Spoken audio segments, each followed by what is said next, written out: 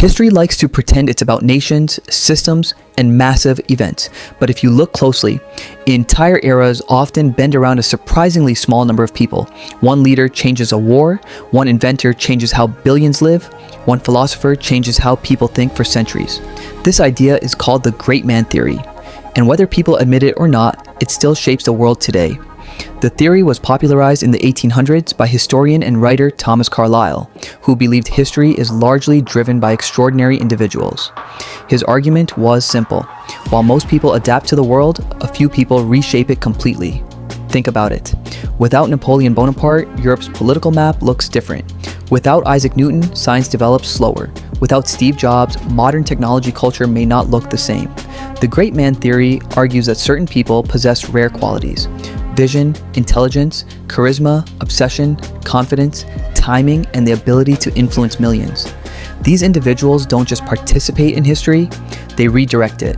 And honestly, humans are naturally drawn to this idea because we crave symbols. We like attaching massive change to a single face.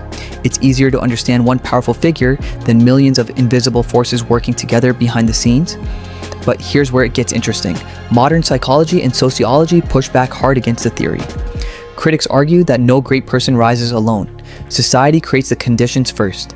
In other words, maybe history doesn't create great men. Maybe great moments create the people who rise inside them. For example, Winston Churchill became essential during war because the moment demanded someone like him. The Industrial Revolution created opportunities for inventors. Social unrest creates revolutionary leaders. Timing matters. So which is true? Do individuals shape history, or does history shape individuals?